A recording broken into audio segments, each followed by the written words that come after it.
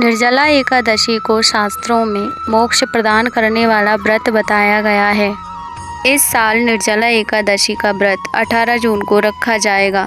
साल भर में 24 एकादशी आती हैं। उसमें सबसे महत्वपूर्ण निर्जला एकादशी को माना जाता है। इसे भीमसेन एकादशी भी कहा जाता है। इस दौरान गंगा घाटों में लोग स्नान करते हैं और दान करते हैं। इस दिन जलदान का बहुत महत्व कहा जाता है। जब वेदव्यास ने पांडवों को चारों पुरुषार्थ, धर्म, अर्थ, काम, मोक्ष देने वाली एकादशी व्रत का संकल्प कराया था, तब युधिष्ठिर ने कहा, जनार्दन, जेठ माह के शुक्ल पक्ष में जो एकादशी आती है उसके बारे में विस्तार से बताएं। भगवान श्री कृष्ण ने कहा, हे राजन, इसके बारे में परम धर्मात्मा व्यास जी बताएंगे। तब वेद व्यास जी कहने लगे, कृष्ण और शुक्ल पक्ष की एकादशी में भोजन नहीं किया जाता है। अगले दिन द्वादशी को स्नान करके पवित्र होकर फूलों से भगवान केशव की पूजा करते हैं। फिर पहले ब्राह्मणों को भोजन देकर बाद में खुद भोजन करते हैं। इस पर भीमसेन बोले, पितामह, मैं आपके सामने सच कहता हूँ, मुझसे एक बार भोजन करके भी व्रत नहीं किया जा सकता, तो फिर उपवास करके मैं कैसे रह सकता हूँ। मैं पूरे साल में केवल एक ही उपवास कर सकता हूँ जिससे स्वर्ग की प्राप्ति हो। ऐसा कोई एक व्रत निश्चय करके बताइए, मैं उसका यथोचित रूप से पालन करूँगा। व्यास जी ने कहा, भीम, जेठ माह में सूर्य वृष राशि पर हो या मिथुन राशि पर शुक्ल पक्ष में जो एकादशी हो, उसका प्रयत्न पूर्वक निर्जल व्रत करो। केवल कुल्ला या आचमन करने के लिए मुंह में जल डाल सकते हैं। उसको छोड़कर किसी भी प्रकार का जल मुंह में न डालें, अन्यथा व्रत भंग हो जाता है। एकादशी को सूर्य उदय से लेकर दूसरे दिन के सूर्य उदय तक मनुष्य जल का त्याग करे तो यह व्रत पूर्ण होता है।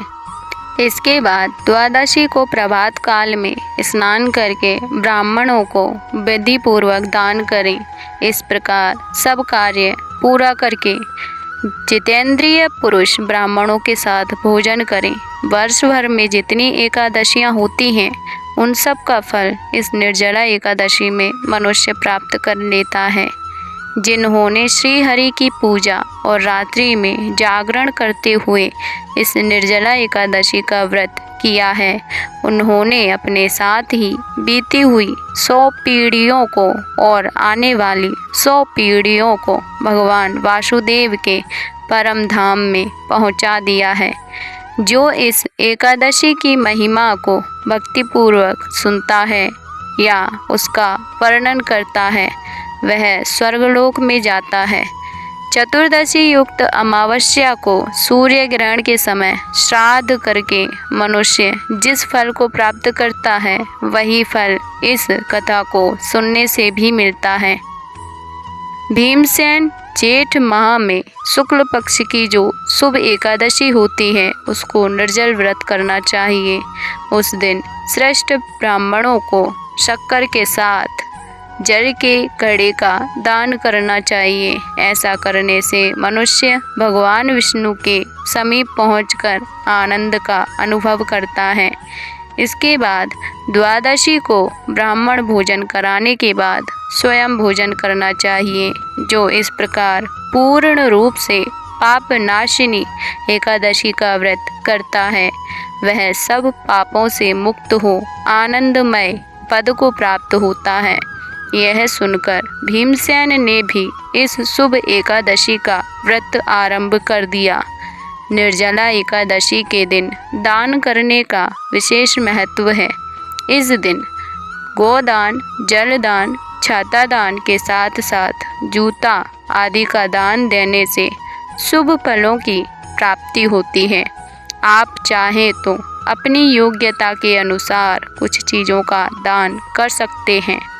क्या करना चाहिए? पीपल को जल चढ़ाएं।